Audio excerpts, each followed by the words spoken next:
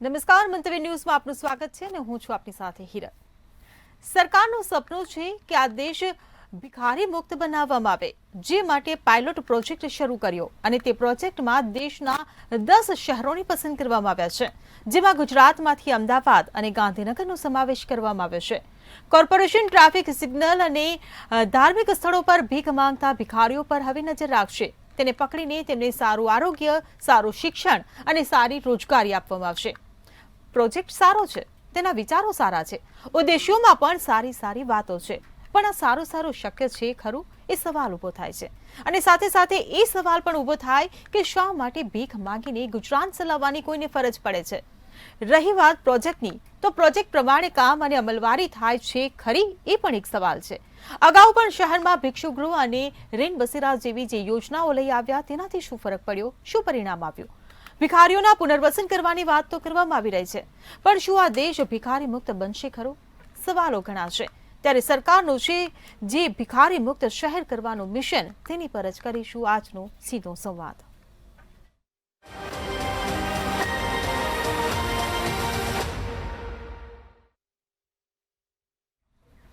તો ચર્ચામાં આપણી સાથે જોડાઈ ગયા છે ભાજપમાંથી શૈલેષ પરમાર, કોંગ્રેસમાંથી આપણી સાથે જોડાયા છે પરાગ પંચાલ અને રીના બ્રહ્મભટ્ટ વિશ્લેષક તરીકે આપણી સાથે જોડાયા છે। આપ તમામ મહાનુભાવોનું મંતવ્ય ન્યૂઝમાં સ્વાગત છે। શૈલેષભાઈ, મારો પહેલો સવાલ તમને કે આખા દેશને જ્યારે ભિખારી મુક્ત બનાવવાનું સરકારનું જે પ્રોજેક્ટ, સરકારનું જે મિશન છે, શું લાગે છે કે આખા દેશની જ્યારે વાત કરવામાં આવી છે ને, તેમાં ગુજરાતમાંથી માત્ર 2 જ શહેરની પસંદગી કરવામાં આવી છે, ગાંધીનગર અને અમદાવાદ। તો આખું ગુજરાત આખા દેશમાં નથી આવતું? તમને નથી લાગતું કે આખા ગુજરાતમાં પણ આ થવું જોઈએ? મંતવ્ય ન્યૂઝને અભિનંદન છે કે આવી જે પ્રવૃત્તિ છે એને ડામવા માટે અને એમાં સુધારો કરવા માટેની સતત ડિબેટો રાખે છે। વાત રહી ગુજરાત ભિક્ષા પ્રતિબંધી અધિનિયમ 1959 છે, અને એ સામાજિક ન્યાય અને અધિકારિતા વિભાગ અંતર્ગત જે સમાજ સુરક્ષા વિભાગ છે એના દ્વારા સંચાલન થાય છે। અને રોડ ઉપર હોય કે કોઈ 4 રસ્તા ઉપર હોય કે કોઈ રેલવે સ્ટેશન કે બસ સ્ટેશન જ્યાં ભિક્ષાવૃત્તિ કરતા હોય, એ ભિક્ષાવૃત્તિ નાબૂદી અભિયાન પણ ચલાવવામાં આવે છે, ડ્રાઈવ પણ ચલાવવામાં આવે છે। અને એ ડ્રાઈવ દ્વારા અલગ અલગ સ્થળોથી જે ભિક્ષાવૃત્તિ કરતા અને કરાવતા જે લોકો છે એને રાઉન્ડ અપ પણ કરવામાં આવે છે। અને આ જે ભિક્ષાવૃત્તિ છે એ આદિ અનાદિ કાળથી ચાલી આવતી આ પ્રવૃત્તિઓ છે, અને આમાં ઘણા લોકોને ખરેખર તાતી જરૂરિયાત હશે અને એ કરતા હશે, અને ઘણા લોકો બાળકોનો દુરુપયોગ કરી અને બાળકો પાસે ભિક્ષાવૃત્તિ કરાવી અને આવું કરતા હોય છે। તો એવા પણ લોકો પકડાય છે, તો એને પોલીસ દ્વારા અને જે સમાજ સુરક્ષા વિભાગ છે એના દ્વારા રાઉન્ડ અપ કરી અને જુવેનાઇલ જસ્ટિસ જે એક્ટ છે, એ જુવેનાઇલ જસ્ટિસ જે બોર્ડ છે એના મારફતે બાળકોને જે કાંઈ એનામાં કૌશલ્ય હોય એ કૌશલ્યનો વિકાસ કરવામાં આવે છે, અને કૌશલ્યના વિકાસ પછી એમને રોજગારી પણ અપાય છે, અને એમને સાથે સાથે રહેઠાણ, ભોજન, કપડાં, એને એ બધી જ વસ્તુઓ અપાય છે। અને કે જે ભિક્ષુક કેન્દ્ર છે એમાં પ્રવેશ પણ અપાય છે, અને ભિક્ષુક કેન્દ્રમાં પણ મોકલવામાં આવે છે। ખાસ કરીને ગુજરાતની વાત કરીએ તો ભિક્ષા પ્રતિબંધક ધારો જે કલમ છે 4(1) થી 4(3) સુધીનો જે છે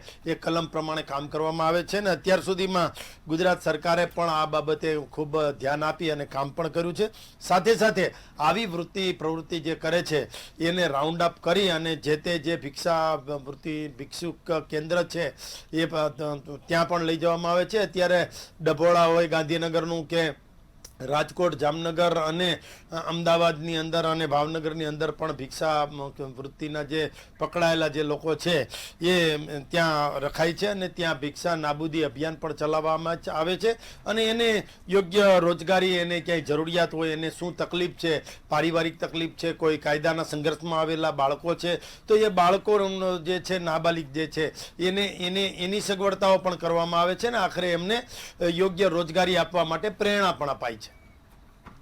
જી બિલકુલ પરાગભાઈ, હું તમને પૂછવા માંગીશ કે લાખો વિદ્યાર્થીઓ શિક્ષણના હક માટે જ્યારે રસ્તા પર ઉતરતા હોય, લાખો ઉમેદવારો રોજગારી માટે જ્યારે રસ્તા પર આંદોલન કરવા માટે ઉતરી આવતા હોય અને ભારતનો જે ભૂખમરાનો જે આંકડો છે એ પણ હંમેશા અગ્રેસર રહ્યો હોય, આ બધા પ્રશ્નોની વચ્ચે જ્યારે ભિક્ષુકો માટે જ્યારે આવા પ્રોજેક્ટ લઈને આવવામાં આવે, ભિક્ષુકો માટે સારા આરોગ્ય, સારા શિક્ષણ અને સારી રોજગારી આપવાની વાતો કરવામાં આવે, તો શું લાગે છે ભિક્ષુકો માટે આ બધા પ્રશ્નોની વચ્ચે એમના માટે શક્ય છે ખરું? જો હિરલ, કોઈ પણ સારી વસ્તુ હોય, સરકાર ગમે તે હોય, કોંગ્રેસની હોય કે ભારતીય જનતા પાર્ટીની હોય, દેશના હિતમાં કામ થતું હોય, સમાજના હિતમાં કામ થતું હોય, શહેર કે ગામડાના હિતમાં કામ થતું હોય, તો કોંગ્રેસ પાર્ટી હંમેશા ભારતીય જનતા પાર્ટી જે શાસનમાં હોય એની સાથે રહેલી છે. આ એક ખૂબ જ સારો વિચાર છે. જે દેશમાં માનનીય વડાપ્રધાન શ્રી 5 ટ્રિલિયન ડોલરની ઇકોનોમીની આપણે વાત કરતા હોઈએ, તો એમાં આ રીતે મોટા શહેરોમાં જાહેર સ્થળો ઉપર ભિક્ષા માગનારા ફરતા હોય અને જ્યારે વિદેશથી અહીંયા કોઈ ડેલિગેશન આવતું હોય, મોટા પ્રોગ્રામ હોય, ત્યારે આપણે એ ભિખારીઓને હટાવવામાં આવે છે, એમના ઝૂંપડાઓને ઢાંકપીછોડો કરવામાં આવે છે. અને કેટલાક ખણખોદિયા એ વખતે પત્રકારો હોય છે, આ પ્રકારના ફોટા પાડીને મીડિયામાં મૂકતા હોય છે અને વિદેશના મીડિયા લોકો એને આપણી મજાક બનાવતા હોય છે. તો આવા સમયે ખરેખર જો આપણે જે ગુજરાતને મોડલ સ્ટેટ તરીકે પૂરા દેશમાં રજૂ કર્યું છે, જો આવો પ્રોજેક્ટ ભારતીય જનતા પાર્ટી લઈને આવતી હોય તો એ ખૂબ જ સારી બાબત છે.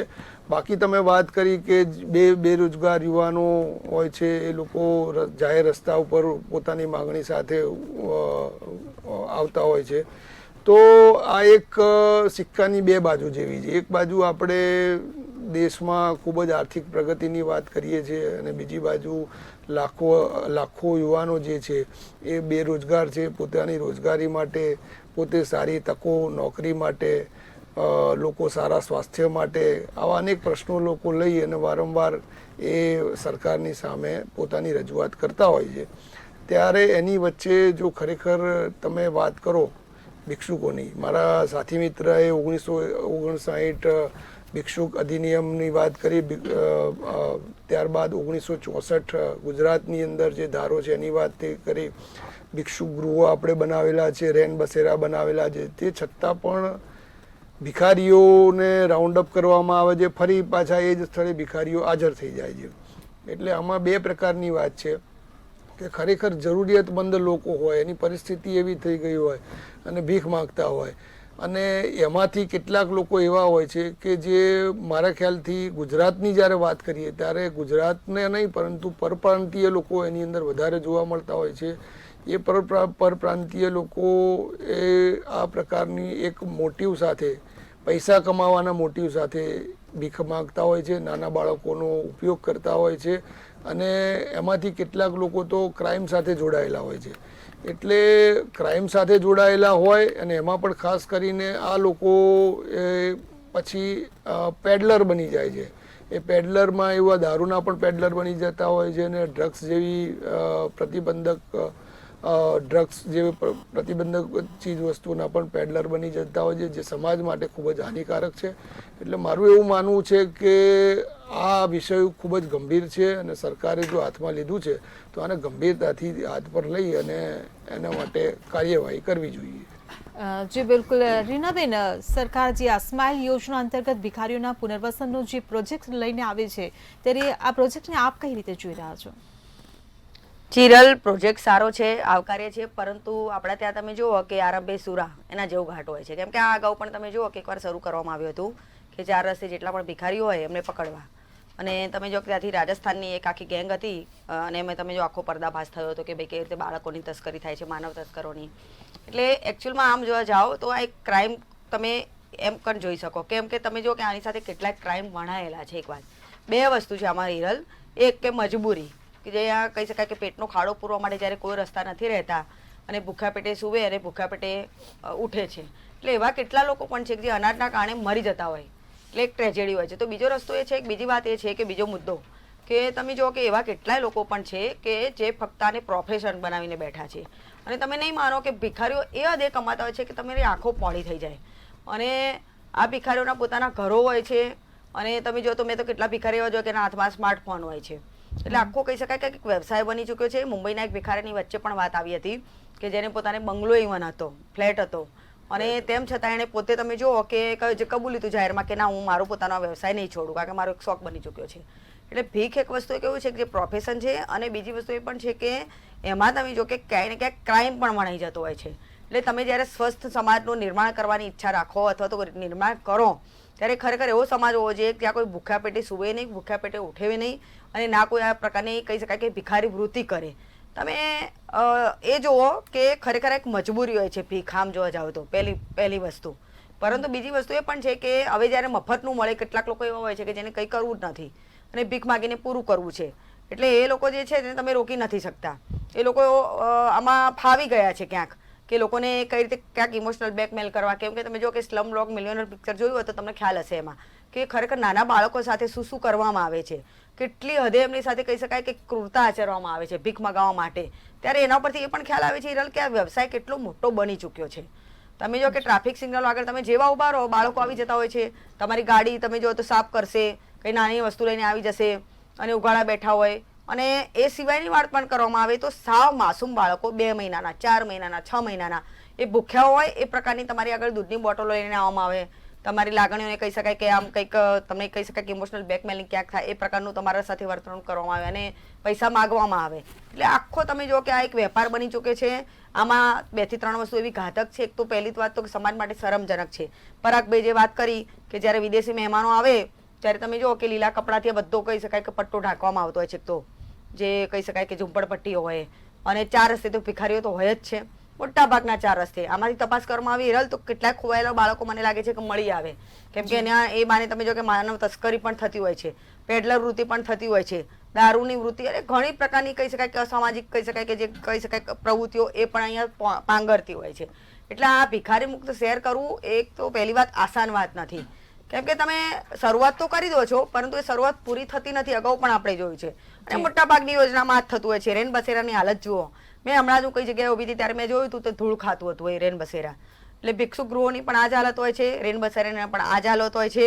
એટલે તમારે ભિખારીઓને દૂર કરવા હોય તો મને તો એક તો લાગે છે કે સૌથી પહેલા તો તમારે એને ટ્રેનિંગ આપવી પડશે. નસબંધીનો તમે જો કે સંજય ગાંધી વખતે એક કહી શકાય પ્રયોગ કરવામાં આવ્યો તો એ ખોટો હતો. પરંતુ ખરેખર ગરીબી, ભિખારી આ બધા કેમ વધે છે? કેમ કે એમને તમે જો કે આ વિશે કોઈ શિક્ષણ આપવામાં આવતું નથી. એના પર કોઈ કહી શકાય કે કોઈ પાબંદી નથી. તમે જો કે 6 બાળકો, 5 ને 4 બાળકો સાથે આ ભિખારીઓ ફરતા હોય છે અને આ બાળકોનો ઉપયોગ મોટાભાગે ભીખ માગવા થાય છે. એટલે આમાં ગરીબી પણ વધે જ્યારે બાળકો એમના વધારે હોય ત્યારે. અને તમે જો કે સમાજમાં કહી શકાય કે ક્યાંક ને ક્યાંક એવું લાગે તમારું ક્યાંક ને ક્યાંક બીજા દેશોમાં ક્યાંક કે વિદેશીઓ આવતા હોય ત્યારે ઘણીવાર આવા લોકોની ફોટોગ્રાફી પણ કરતા હોય છે કે ભાઈ જો ભારતને શું હાલત છે. એટલે ઓલ ઓવર આખો મામલો એવો છે કે ખરેખર આના પર એક મુદ્દે કોઈ કહી શકાય કે આયોજન પૂરું નહીં થાય અથવા તો ન ગરીબી હટશે ના ભિખારી કે ભિક્ષુ વૃત્તિ હટશે. આના માટે તમારે એક આખો પાયલોટ પ્રોજેક્ટ જે કહી શકાય કે વ્યવસ્થિત સુચારું બનાવવું પડશે. જેમાં હું તો કહું છું કે નસબંધી જેવી બાબત પણ એડ કરવી જોઈએ, એમને સમજાવવો જોઈએ. કેમ કે બાળકો જેટલા વધુ હશે એટલી ગરીબી, ભિખારી વૃત્તિ આ બધું વધવાનું છે. એટલે આમાં એક સાથે અનેક મુદ્દાઓ સામેલ કરવા પડશે. કેમ કે જે લોકોને મફતનું ખાવાની ટેવ પડી ગઈ છે માગીને, એ લોકોને તો સીધી વાત છે કે કમાવું નહીં ગમે તે મેં રોજગારી આપશો તો બી. અને એક મુદ્દો કદાચ બહારનો હોય તો પણ હું એડ કરું છું કે રોજગારીની વાત આવે તો જે ખરેખર આપણા દેશમાં અત્યારે તમે જો કે એમ પણ બેરોજગારીનો દર ગણે છે. સરકાર પણ હવે કોન્ટ્રાક્ટ પદ્ધતિથી તમે જો કે ભરતી કરી રહી છે. ત્યારે તમે આ લોકોને જ્યારે રોજગારી આપવાની વાત કરો છો તો ખરેખર એના માટે શું કોઈ ચોક્કસ નક્કર પ્લાન છે ખરો કે કેમ? એ પણ સવાલો ઉભા છે. જી બિલકુલ શૈલેષભાઈ, સવાલો તો બહુ બધા ઊભા થઈ રહ્યા છે. મૂળિયા સુધી પહોંચવાની વાત અહીંયા આવે છે અને નવા પ્લાન પણ એમાં એડ કરવાની વાત આવે છે. હમણાં જે રીનાબેને પણ વાત કરી કે જે પેલા ટ્રાફિક જે ડ્રાઈવ ચલાવવામાં આવતી હતી અને તેમાં જે અહેવાલો જે બહાર આવ્યા કે રાજસ્થાનથી આ એક ઓર્ગેનાઇઝ સંસ્થા જે આખું કૌભાંડ જે ચલાવવામાં આવતું હતું કે રાજસ્થાનથી ભિક્ષુકોને અહીંયા લઈ આવીને તેમની પાસે ભીખ મંગાવી અને ભીખ માંગવાને એમને પૈસા આપવાના. તો આના મૂળિયા સુધી આપણે પહોંચ્યા ખરા? કેમ કે સવાલો એ જ ઊભા થઈ રહ્યા છે કે પ્રોજેક્ટ તો બનશે, પ્લાન બનશે મોટા મોટા, પણ એના મૂળિયા સુધી નથી પહોંચાતું. અને રીનાબેને જે વાત કરી ને નસબંધી પણ એડ કરાવવી જોઈએ, એ મુદ્દાઓ પર આપ શું કહેશો? જી હિરલ, રીનાબેને વાત કરી, મારા મિત્ર કોંગ્રેસના વક્તા પરાગભાઈએ પણ વાત કરી. આજની આ ડિબેટ છે ને એ મને તો રાજકીય સેજ પણ નથી લાગતી, કારણ કે રાજકીય આજે તો સવાલ જ નથી ને. હા, એટલા માટે રાજકીય સવાલ જ કોંગ્રેસ- નથી. આપણે પ્લાનની જ વાત કરીએ છીએ. ના, પ્રોજેક્ટ કોંગ્રેસ પર કામ ભાજપ કેવી રીતે જેવું નહીં થશે? કહેવાનો મતલબ કે કોઈ ચડાચડી થાય, ઉચક નીચક એવું કંઈ નથી, પરંતુ આ જે મુદ્દો છે એ સમગ્ર દેશનો, સમગ્ર રાજ્યનો, આપણા સમાજનો છે, ભારતીય સમાજનો છે. એટલા માટે સરકારની નીતિ અને નિયત આ બંને સાફ છે કે જે ભિક્ષાવૃત્તિ કરે છે ને ભિક્ષાવૃત્તિના કારણે જે દેશનો જે સૂચકાંક જે છે એ જેમ બને એમ નીચો જતો રહે એ પણ વ્યાજબી નથી. ગુજરાત એક રોલ મોડેલ છે, એટલે રોલ મોડેલ હોવાના કારણે અહીંનો બેરોજગારીનો દર પણ 1.7% જ છે. દેશનો બેરોજગારીનો દર 3.8% છે, ગુજરાતનો 1.7% છે. એટલે બેરોજગારીનો દર ઓછો હોવાની સાથે સાથે રીનાબેને ખૂબ સરસ ઘણી વાત કરી કે આ ઓર્ગેનાઇઝ ક્રાઇમ જે છે અને આની આખી સંસ્થાઓ ચાલે છે કે વિદેશના લોકો આવે તો એ ભિક્ષાવૃત્તિ કરનારા લોકોને જોવે તો પણ ખરાબ લાગે છે. ખરાબ કરતાંય કહેવાનો મતલબ એટલો જ છે કે ખરાબ લાગવાની સાથે સાથે આ પ્રવૃત્તિને, આવી વૃત્તિ કેમ ઓછી થાય. આપણા દેશમાં આપણને ખબર કે ગરડા લોકો જે છે, મોટી ઉંમરના લોકો જે પહેલા હતા એ ભણ્યા નથી, તો નથી ભણ્યા તો એને પાછું ભણાવવા માટેની પણ યોજના લાવ્યા હતા. એ જ રીતે ચાલતી ગાડીમાં ભણાવવાની યોજના પણ આપણે લાવ્યા હતા. રેન બસેરાની વાત કરી કે એમાં જે વડીલ ભિક્ષુકો છે એની સાથે બાળકો જે છે એ પણ બાળકોને જુવેનાઇલ જસ્ટિસ બોર્ડ જે છે એ પણ લેતું હોય છે. પણ સાથે સાથે ભૂખમરાનો આંકડો જે છે એ પણ ન વધે ને. આપણે અહીંયા ગુજરાતમાં ક્યાંય ભૂખમરાનો આંકડો ને એવી કોઈ બાબત હોય એવું નથી, કારણ કે અહીંયા તો બાળકોની વાત તો ક્યાં રહી. અહીંયા તો પાડોશમાં ક્યાંય કૂતરી વિયાણી હોય ને તો એ કૂતરી વિયાણી હોય તો એને ગલુડિયાને પણ શીરો ખવડાવવાનો રિવાજ છે. એટલે ગુજરાતમાં ક્યાંય છોકરું ભૂખે મરે કે ભૂખમરો થાય એવી ક્યાંય પ્રવૃત્તિ કે એવી કોઈ ચીજ કે એવી કોઈ વસ્તુ દેખાતી નથી. એક વાત આ જે પકડાય છે એવા લોકો જે ભિક્ષુક ગૃહોમાં લેવી જવાય છે, એટલે ભિક્ષુક ગૃહોમાં વડોદરા, સુરત, સાથે સાથે બીજા જે જિલ્લાઓ છે એ પણ છે. પણ તમામ જોવા જઈએ તો હાલ 570 જે રહી શકે ભિક્ષુકો માનો કે પકડાય તો એટલી ક્ષમતા છે આપણી પાસે, એટલા ભિક્ષુક જે ગૃહો છે. અને સાથે સાથે 4 ભિક્ષુક ગૃહો જે છે એ પ્રાઇવેટ સંસ્થા કે NGO ચલાવે છે, એના દ્વારા પણ 120 જેટલા ભિક્ષુકોને રાખવાની ક્ષમતા છે. મહાનગરોમાં પોલીસ અને જે મ્યુનિસિપલ કમિશનર છે એ બંને સાથે સંયુક્ત ઓપરેશન કરીને આવા લોકોને ડામતા હોય છે. પણ આ જે છે ને એ સતત ચાલતી પ્રવૃત્તિ જે હોય, પ્રક્રિયા હોય, એ પ્રકારનો ભાગ છે. આદિ અનાદિકાળથી ચાલુ તો આવે છે, પણ સતત ચાલતી પ્રવૃત્તિ. માનો કે એક ભિક્ષુક છે એને પકડા તો પાછા બીજા ઉત્પન્ન થાય, બીજાને પકડી તો ત્રીજા. સતત ચાલતી પ્રવૃત્તિ હોવાના કારણે ક્યાંક ને ક્યાંક તકલીફ થતી હોય. પુનઃસ્થાપન માટે પણ રોજગારી, કપડા, આરોગ્ય, અન્ન આ બધું તો આપવામાં આવે છે. પણ જે 4 જેટલા અમદાવાદ, વડોદરા, સુરત અને ડભોડા જે છે ત્યાં ગાંધીનગરની અંદર મહિલાઓ માટેનું પણ ભિક્ષુક જે ગૃહ છે એ પણ છે. પણ સાથે સાથે એટલું તો કેવું જરૂરી છે કે આરંભે સુરા, હમણાં મારા બેને વાત કરી, એવું નથી. આ સરકાર આરંભે સુરા એવી કોઈ વસ્તુ નથી, પણ સાથે સાથે કહે છે ને કે અભી બોલા અભી પગ, એવી પણ વસ્તુ નથી. અમે એવું પણ માનીએ છીએ કે અંત ભલા તો સબ ભલા. અત્યારે જે કાર્યવાહી કરવાની વિધાનસભામાં વાત થઈ છે, સરકારે વાત કરી છે કે આ વૃત્તિ અને પ્રવૃત્તિ, આમાં ક્રાઇમ કરનારા લોકો પણ આ વૃત્તિમાં ક્યાંક જાય છે તો એ પણ સારું નથી. પણ આખરે કુલ મળીને જોવા જઈએ તો ભિક્ષુક પ્રવૃત્તિ જે છે એ પ્રવૃત્તિ ગેરકાયદેસર પ્રવૃત્તિ છે. હમણાં નસબંધીની પણ વાત કરી, સાચી વાત છે. માનો કે બાળકો, ગરીબ જે લોકો છે કે કોઈ મધ્યમ વર્ગના લોકો છે કે કોઈ પણ લોકો છે, બાળકોનું પ્રોત્સાહન અને જે એનું ભરણ પોષણ કરવા માટે પણ તકલીફ થતી હોય એવી પરિસ્થિતિમાં ક્યાંક ને ક્યાંક બાળકોનું જે સંખ્યા છે એ પણ વધતી જતી હોય. અને વડીલો જે છે એ ક્યાંક બાળકો રાખી અને પ્રવૃત્તિઓ ચલાવે છે અને બીજા રાજ્યમાંથી, વિદેશમાંથી આવી અને આ પ્રવૃત્તિ ચલાવવા માટે પ્રોત્સાહન આપે છે. જે ઓર્ગેનાઇઝ ક્રાઇમ કરે છે એવા લોકોને પણ એરેસ્ટ કરવાના છે ને એને પણ કોર્ટ સમક્ષ રાખી એના ઉપર પણ જે કઈ કાર્યવાહી કરવાની હોય એ તમામ કલમોના આધારે, જે 1959 નું જો અધિનિયમ છે એના આધારે અને બીજી કલમોના આધારે એને જેલના સળિયાની પાછળ પણ ધકેલાય છે. અને બાળકોને જુવેનાઇલ જસ્ટિસ મારફતે એને કઈ શિક્ષણ આપવાનું હોય, કૌશલ્ય આપવાનું હોય, રોજગારી આપવાની હોય, એજ્યુકેશન આપવાનું હોય, એ તમામ બાબતો કરે છે. પરંતુ માત્ર સરકારની જવાબદારી હોય એવું નથી. આ બાબતમાં ભિક્ષાવૃત્તિ થતી હોય એ બાબતમાં સરકારની ફરજ તો આવે જ છે, સરકારની ફરજમાં પણ આવે છે અને સરકારે કરવાનું જ હોય છે, પણ સાથે સાથે વિપક્ષના લોકો, વિશ્લેષકો અને જે આપણા નાગરિકો છે એની પણ ફરજ છે કે આવા લોકોને પ્રોત્સાહન ન અપાય એટલા માટે કે ક્યાંક ચાર રસ્તે કોઈ ઊભા છે, આવા કોઈ બાળકોની સાથે કોઈ બેન છે અથવા તો યુવાન કોઈ છે તો એને ખોટે ખોટો હાથ ભાંગી ગયો છે ને એવી પ્રવૃત્તિ કરતા હોય તો એને પણ એ વૃત્તિ ઓછી થાય એના માટે એને આપવાની જે પ્રવૃત્તિ આપણી જે છે, આપણને દયા આવે છે, આપણને પ્રેમ જાગે છે, આપીએ છીએ એવું પણ ઓછું કરવું જોઈએ. સરકારે તો આને આ પ્રવૃત્તિને ડામવા માટે કાયદાકીય રીતે ચાલે જ છે, પણ નાગરિકોની પણ જવાબદારી છે કે આવી પ્રવૃત્તિ જે છે એને પ્રોત્સાહન આપવું ન જોઈએ, એન કેન પ્રકારે એમને પ્રોત્સાહન ના આપવું જોઈએ. જી શૈલેષભાઈ, બિલકુલ.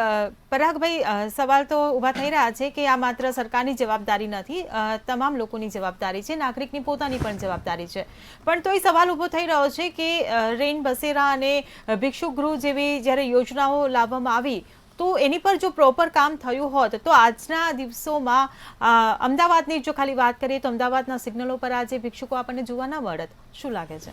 હિરલ, આમાં કેવું છે કે 1964 થી ગુજરાતમાં બેગિંગ પ્રિવેન્શન એક્ટ છે અને જેમ મારા સાથી પ્રવક્તા મિત્રએ વાત કરી કે એમની ઉપર કોર્પોરેશન કે અધિકારી જિલ્લા અને પોલીસ દ્વારા એમને રાઉન્ડ અપ કરી અને એમને સ્વાસ્થ્ય સારું મળે, એમને ખાવાનું આપવાનું આવે, આહાર મળે અને ટ્રેનિંગ આપવાની આવે જેથી કરીને એ લોકો ભિક્ષા માગવાનું છોડી દે.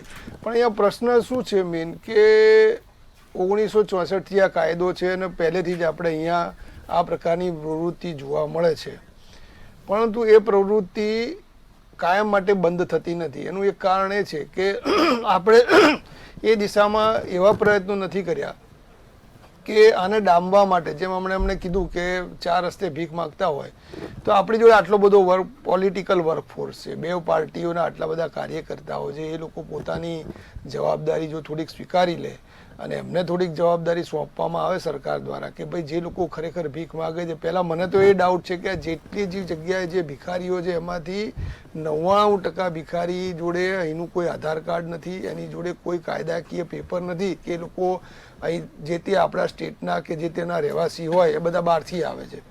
તો આની એક માહિતી આપણે નજીકના પહેલાં પોલીસ સ્ટેશનમાં આપીએ અને પોલીસને આપણે જ મજબૂર કરીએ કે ભાઈ તમે કાર્યવાહી કરો, અહીંના ના હોય તો જ્યાંથી આવ્યા હોય ત્યાં ડિપોર્ટ કરો જે તે સ્ટેટની અંદર, તો પણ આ એક વૃત્તિ બંધ થઈ જાય.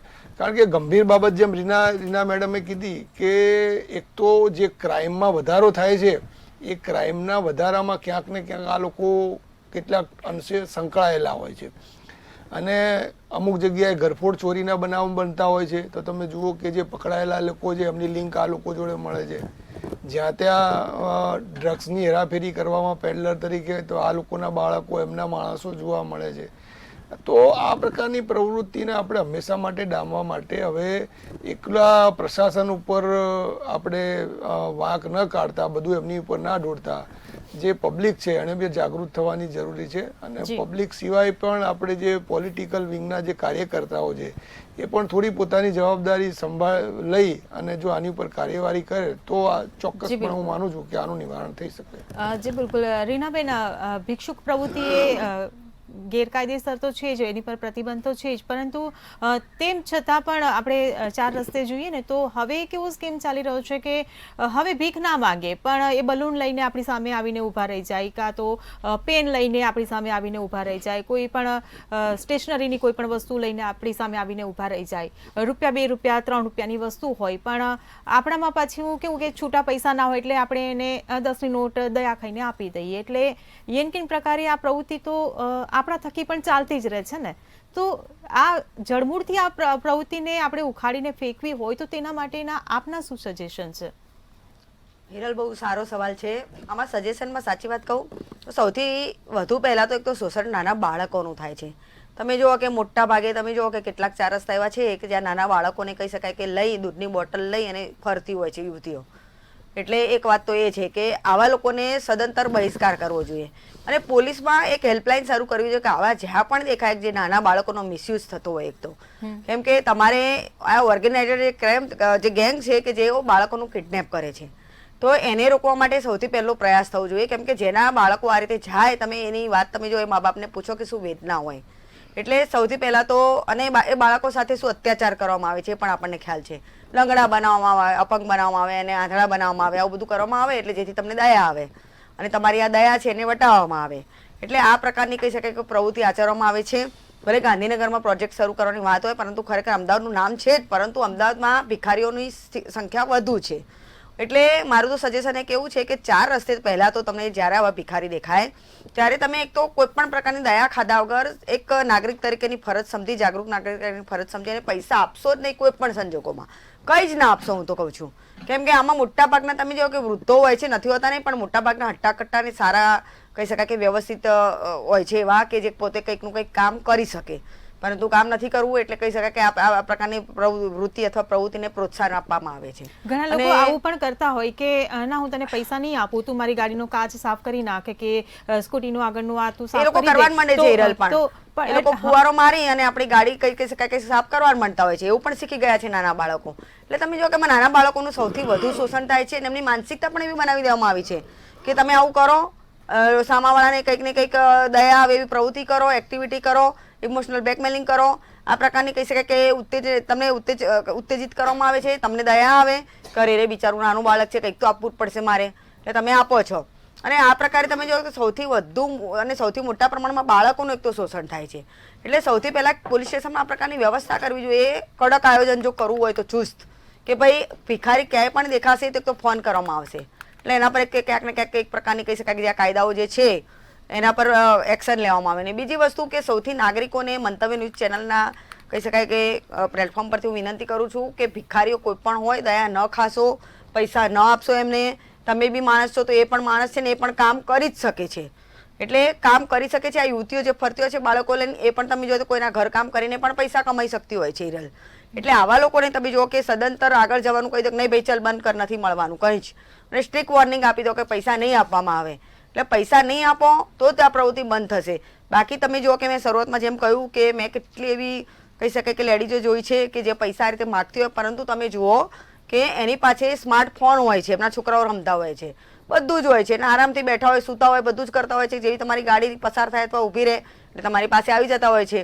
અને નાના બાળકો તો દોડીને આવે છે, ત્યારે તમારે ધ્યાન પણ રાખવું પડે છે કે ક્યાંક અકસ્માત ન થઈ જાય. અને જો માની લો કે થાય તો તમને ખબર છે કે શું લાંબુ થઈ શકતું હોય છે આમાં. એટલે આ બધી કહી શકાય કે એક પ્રવૃત્તિ એ પ્રકારની કહી શકાય કે એક વિકસી ચૂકી છે કે કામ જોવા જઈએ તો એક પ્રોફેશન બની ચૂક્યો, એક બિઝનેસ બની ચૂક્યો છે. અને એને કોઈ પણ પ્રકારે ખરેખર રોકવો જોઈએ, કેમ કે આનાથી તમે જુઓ કે સમાજમાં ખરેખર પંગુતા, એક તો પંગુતા પણ આવે છે કે નથી કરવું કંઈ, ચલો કંઈ વાંધો નહીં, ભીખ માગો, ખાઈ લો, કંઈક તો મળશે જ, માંગે મળી તો જાય છે. હા, એટલે એ વૃત્તિ છે. ને આપણે ભલે માની લો કે તમે 50% નથી આપતા તો 50% આપશે તો પણ તમે જો કે કંઈ ને કંઈ એમને મળી રહેતું હોય છે. અને ભિખારીઓના ઘણા કિસ્સા પેપરમાં આવે છે. હવે આ ખરેખર મુદ્દાની વાત બહારની વાત છે, પરંતુ પાકિસ્તાનમાં તમે જુઓ કે સાઉદી અરબમાં તમે જુઓ તો હસવું આવશે કદાચ તમને કે એટલા બધા ભિખારીઓ પાકિસ્તાનના ત્યાં એકઠા થઈ ગયા હતા અને એ બધા તમે જો કે ખાસું કમાઈને બેઠા હતા. એટલે તમે જો કે સાઉદી અરેબિયા આખો કાયદો બનાવવો પડ્યો કે નહીં ભાઈ આટલા હશે તમારા એકાઉન્ટમાં પૈસા તો જ તમે આવી શકશો. એટલે આ સ્થિતિ એવું નથી કે ઓલ ઓવર બધે જ છે.